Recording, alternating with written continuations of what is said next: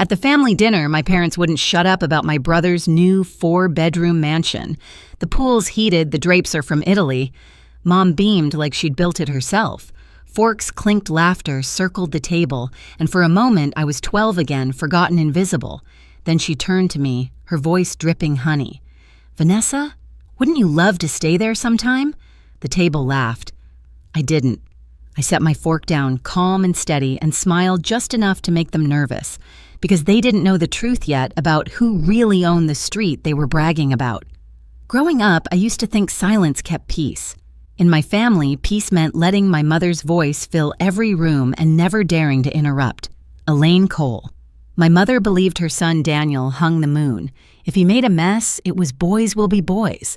If I came home with straight A's, it was that's what's expected. It took me years to realize she didn't hate me. She just didn't see me at all. Our house in the suburbs always looked perfect from the outside, fresh paint, trimmed hedges, the kind of place that made neighbors wave. Inside, though, it was a kingdom built for one golden child. Daniel had a bedroom twice the size of mine, walls plastered with trophies from teams that never won. Mom clapped the loudest for him, even when he barely played. I remember standing in the hallway once holding a blue ribbon from my science fair, waiting for her to notice. She didn't. She was too busy icing a cake to celebrate Daniel's effort after failing a math test. Dad Robert stayed quiet.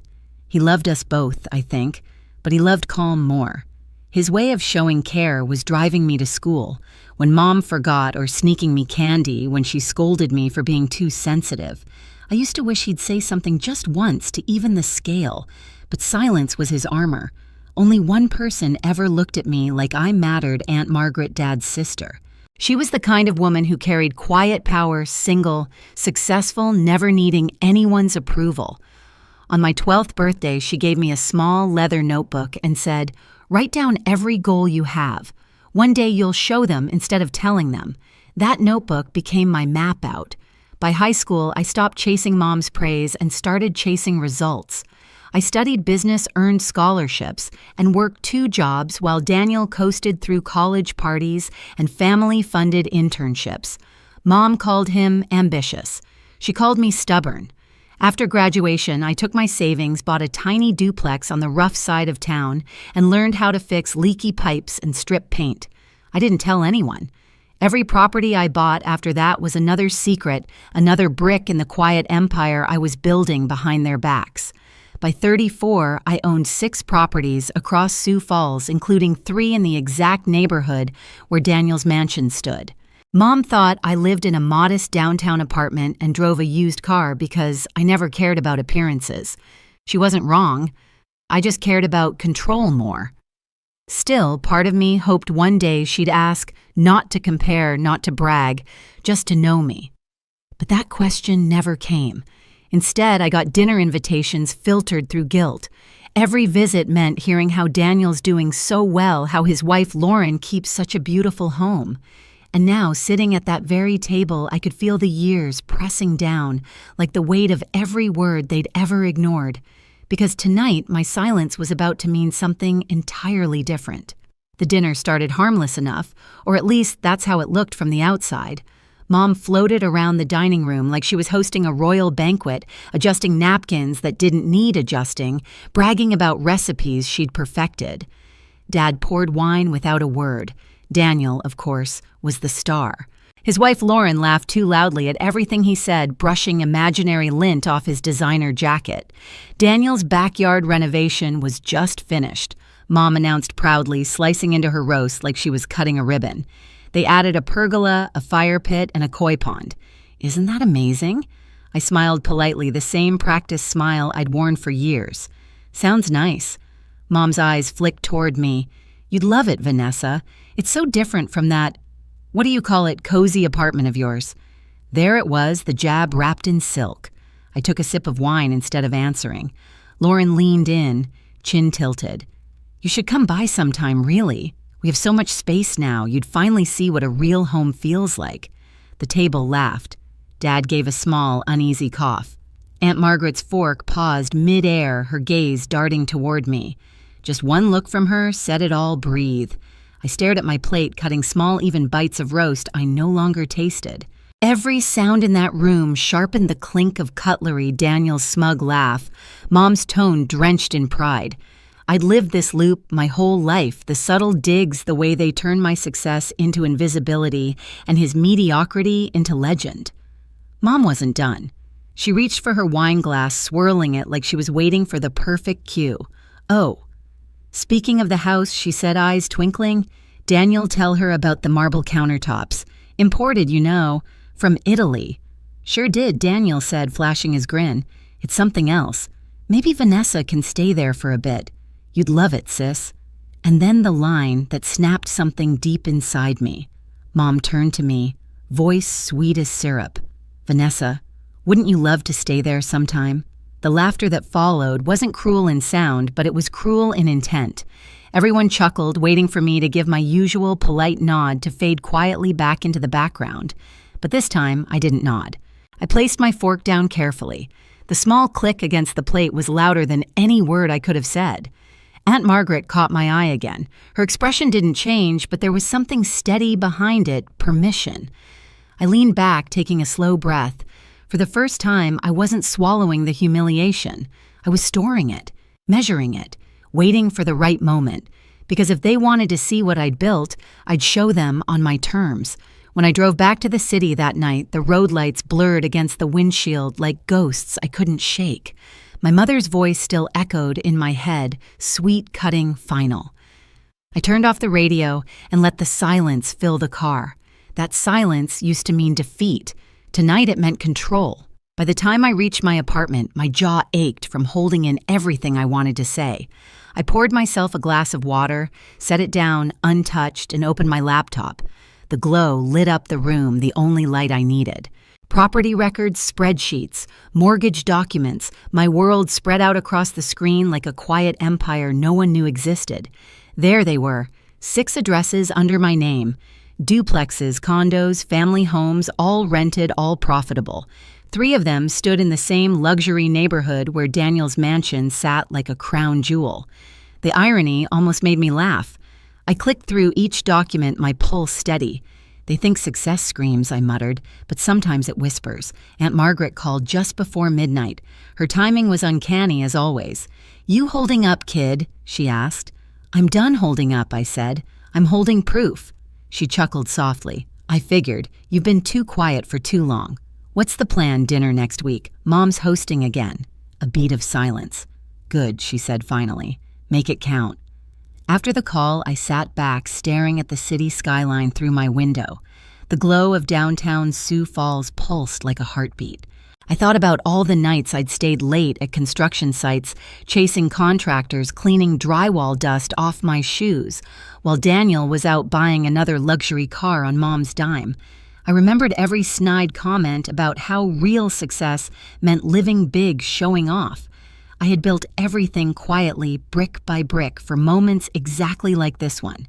I reached for the old leather notebook Aunt Margaret had given me years ago. The cover was worn now, the pages yellowed. My handwriting had changed from careful to certain. On the first page, I'd written, "One day they'll see." I smiled, flipping to a new page. "Tomorrow they will."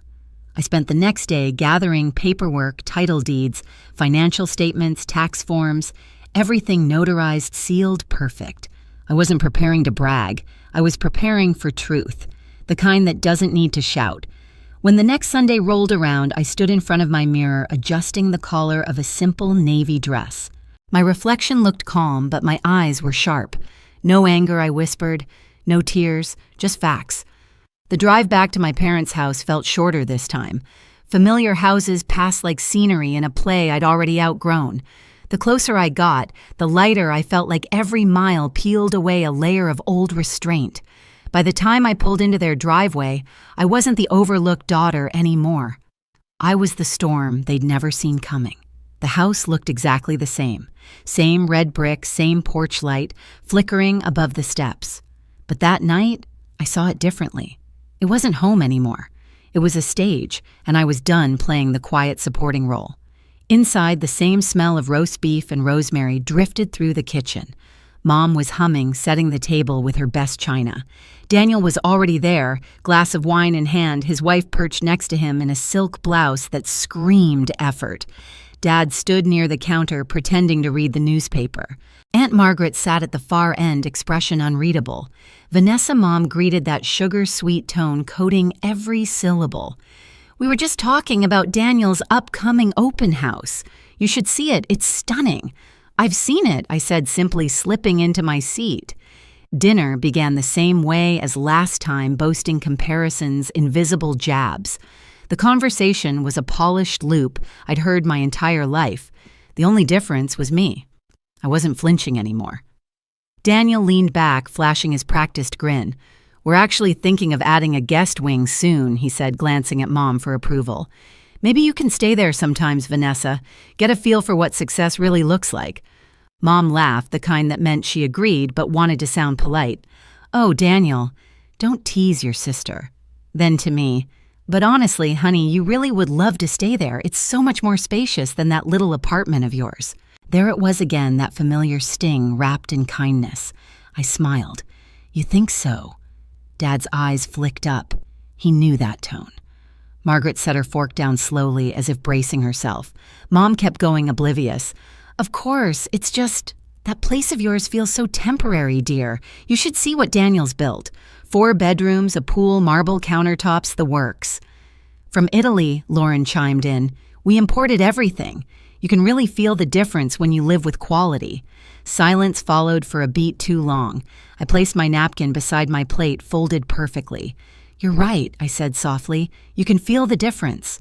Mom smiled, proud of her successful lecture. "Exactly. You see, it's all about, because I own 2 houses next door to his." I cut in my voice, calm even. "And one right across the street." The room stopped breathing. Mom's smile froze like someone had unplugged her mid-sentence. Daniel blinked, the grin slipping. I leaned forward slightly, meeting his eyes. "You heard me. 2 next door, 1 across.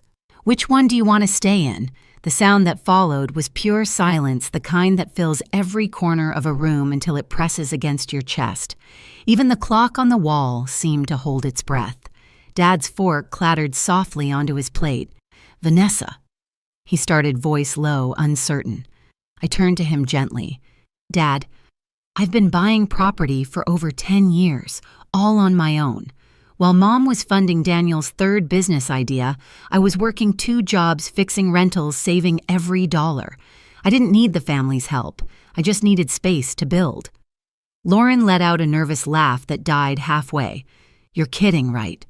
I reached into my bag and pulled out a small folder, sliding it across the table. Inside were the property deeds, stamped and notarized. "Not kidding." Daniel's hand trembled as he flipped through the pages. This can't be real." Mom's face flushed pink.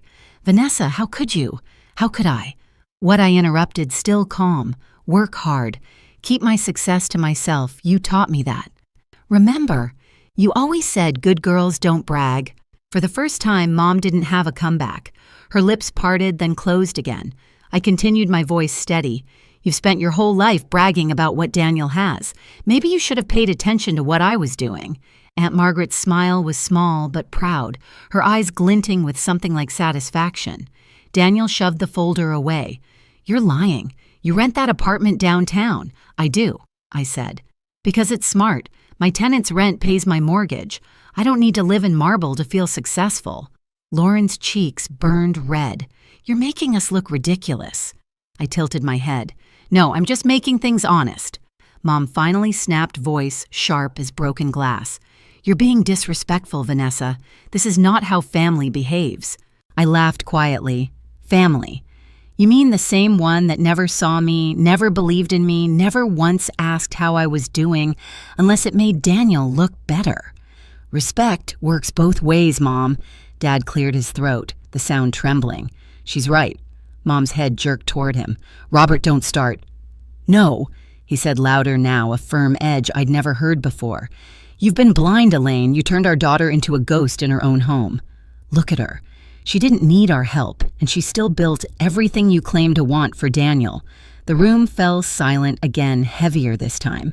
Mom's eyes glistened, not with remorse, but humiliation. "You ambushed us. "I didn't," I said quietly. "I just answered your question." I pushed my chair back slowly, the legs scraped against the tile, echoing through the stillness. "Enjoy your dinner. And Daniel." I paused at the doorway. "I'll keep the porch lights on just in case you ever need to rent one." Behind me, I heard Lauren's sharp inhale, Mom's muffled gasp, and Aunt Margaret's faint chuckle. Dad didn't say a word, but when I glanced back, his eyes met mine, proud and sad all at once. Outside, the winter air hit like freedom. I stood in the driveway for a moment, staring at Daniel's house gleaming across the street, the same mansion they'd worshipped all evening. Only now, under the streetlights, it didn't look so big. As I got into my car, I caught my reflection in the rear-view mirror, steady, unflinching, the kind of woman I used to wish my mother could see, and maybe, finally, she did. 3 months passed before I heard from anyone. By then, word had spread quietly through town. Daniel's mansion had been listed for sale. A friend in real estate called to confirm what I already suspected: he'd taken out a second mortgage to keep up his image, and now the debt was eating him alive. The house everyone bragged about had become his burden. Mom stopped calling after that dinner. She sent one text, "You humiliated us," and I never replied. Dad reached out weeks later asking to meet for coffee. He looked older, tired. "I should have stood up for you sooner," he said. I didn't answer, but I didn't walk away either. That was enough for both of us. As for me, I poured my energy into something new. The Horizon Fund, a scholarship program for kids who'd been told they weren't enough. The first 10 recipients stood on stage with me the night we launched it. Their parents clapped with pride, the kind I used to wish for. When the applause faded, I stood alone under the lights, calm, weightless.